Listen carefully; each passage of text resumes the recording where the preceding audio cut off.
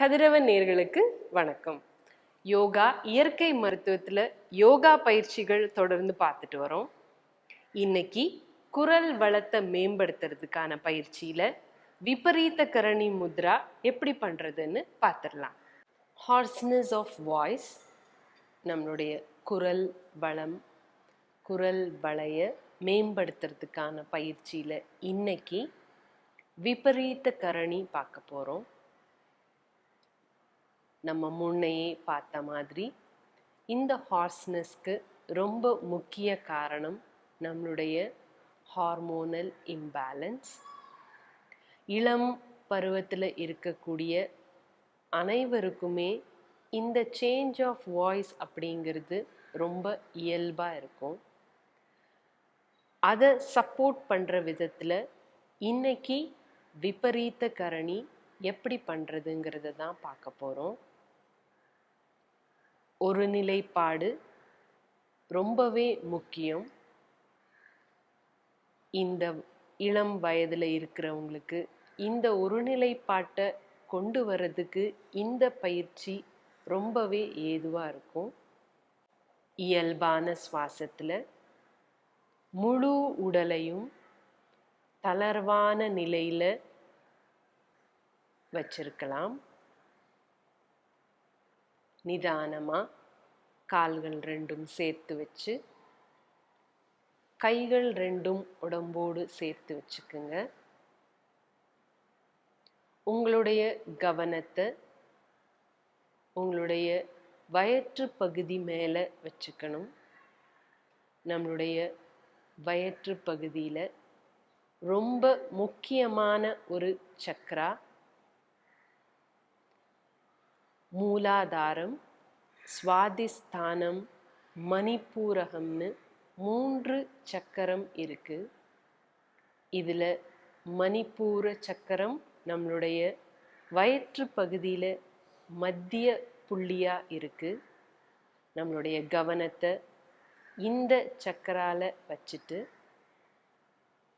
இப்போ நிதானமாக சுவாசத்தை உள்வாங்கிட்டே உங்கள் 2 கால்களையும் மேல் நோக்கி உயர்த்துங்க. ஓரிரு நொடிகள் இதே நிலையில் நம்மளுடைய மணிப்பூர சக்கரால கவனம் வச்சு மெயின்டைன் பண்ணிக்கலாம்.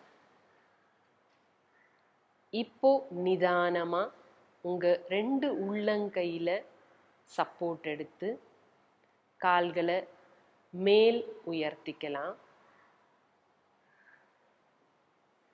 உங்கள் இடுப்பை உயர்த்தி உங்கள் கைகளால் உங்கள் இடுப்பை சப்போர்ட் பண்ணி ஒரு இன்வெர்டட் போஸ், விபரீத கரணி. இப்போ உங்களுடைய கவனம் உங்களுடைய தொண்டை பகுதியில் இருக்கணும். சின் லாக் ஆகிருக்கும், அதாவது உங்கள் தாடை செஸ்டில் கட்டாயமாக பதிஞ்சிருக்கும். உங்கள் கவனம் உங்களுடைய தொண்டை பகுதியில் மட்டும் இருக்கணும்.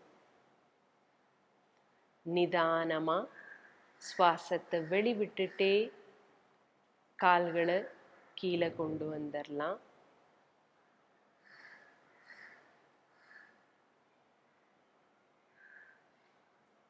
ரிலாக்ஸ் பண்ணிக்கிங்க.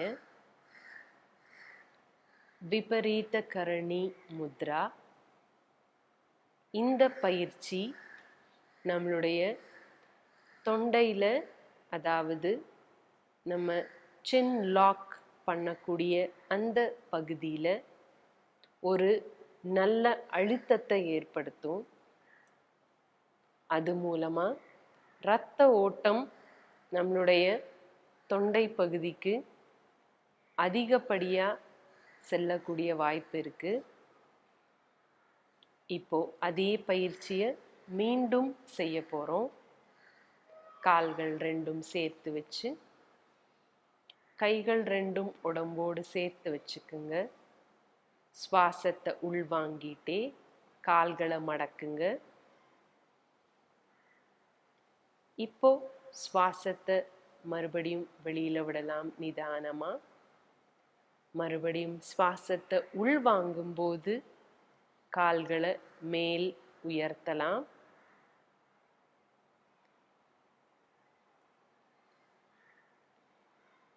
இதே நிலையில இருந்துட்டு நிதானமா உங்க இடுப்பை மட்டும் உயர்த்துங்க.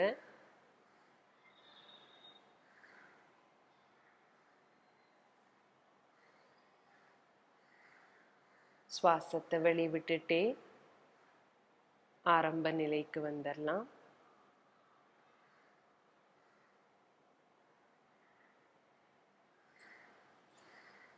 ரிலாக்ஸ் பண்ணிக்கிங்க.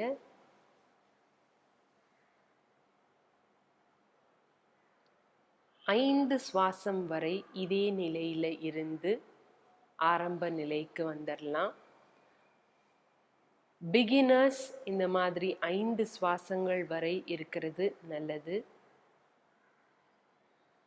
ரிலாக்ஸ் பண்ணிக்கிங்க.